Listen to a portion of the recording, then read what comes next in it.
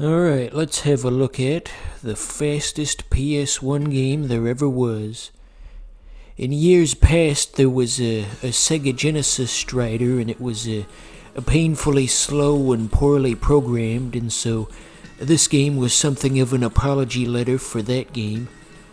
They tried to make something that could only be described as a caffeinated experience.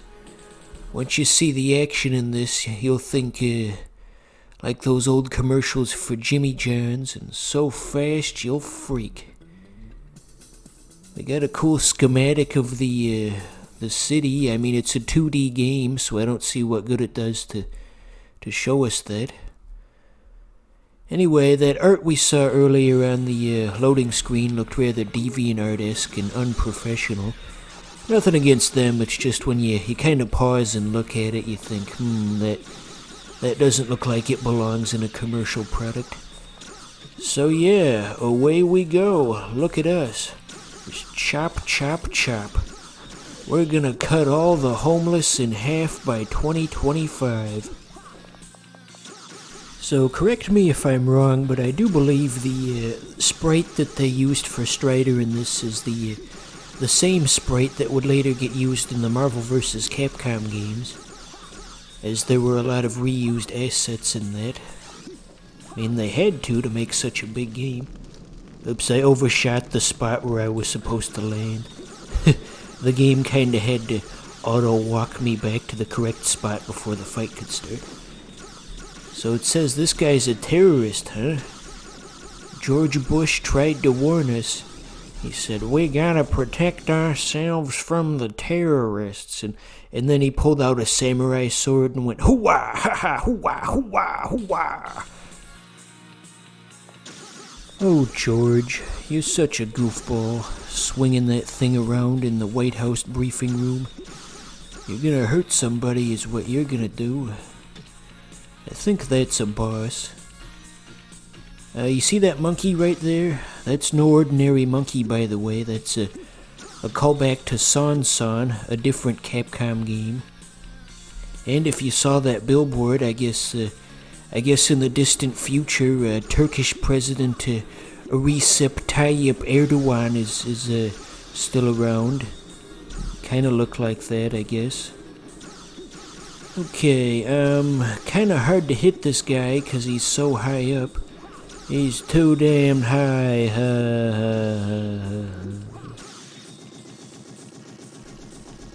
But anyway, getting back to what I was saying about Son, that's an interesting callback to make, because that's not exactly one of Capcom's more well-known properties.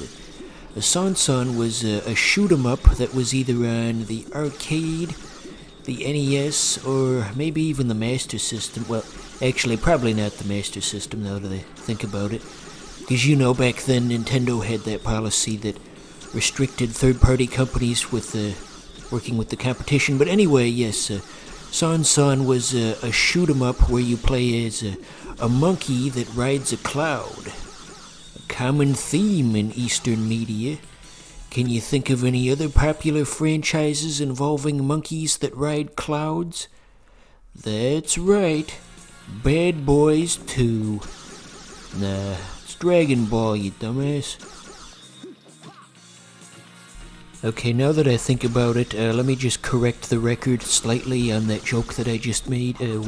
When I said Bad Boys 2, I just meant it as a silly misdirection that the viewer wouldn't see coming. I guess I didn't realize at the time that that's a movie that mostly features black people, and I was using that as a misdirection for a video game starring a monkey. Unintentional. Anyway, on with the game. We gotta fight the greatest enemy of all, women. There's 3 of them. Well, actually, it's like an after-image trick that you see in the ninja-related media. Speaking of, you know that running style that's commonly referred to as the Naruto run? Did that actually originate from Naruto, or did it start somewhere else and Naruto just popularized it?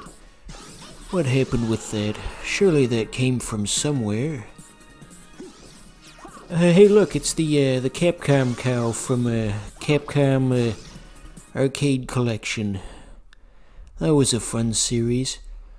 But yeah, the Naruto run. Surprisingly, nobody at my school ever did the Naruto run on the playground or anything. Because, I mean, the way the things lined up timing-wise, that very easily could have happened. I mean, I would have been in about the 3rd grade when Naruto made its premiere on American television for the first time. That was prime time for kids my age to see it on TV and try and recreate what they saw on the playground, but no, that never happened. I guess my school was just too small to have any Naruto runners in it. I guess the most likely person to do the Naruto run at school probably would have been me in hindsight. Gosh, I can't believe I'm old enough to say that I remember when that huge and influential television show premiered for the first time. On American TV, that is. I remember watching the first episode on Cartoon Network, and even back then I was just kind of stunned. They were transforming into scantily clad women on Cartoon Network at like 2 in the afternoon, and I was just thinking, what the fuck? I guess I had quite an advanced vocabulary at that age. Who taught you them words? But anyway, yeah, I guess Japan and the rest of the world just have different definitions of what's okay to put on television, and naturally, I guess some of that had to be ironed out in the early days of bringing anime to the US. It's okay for them, but is it okay for us? That iceberg of Japanese weirdness. Where does it all come from? Maybe it's because Japan just didn't have a normal, history, so to speak. They basically jumped ahead 200 years into the future at one point. Because, as I'm sure you're aware, in the 1600s they basically isolated themselves from the rest of the world. And then in the 1800s, when Commodore Matthew Perry forced them to open back up, they looked around and realized, hey, we're 200 years behind everybody else.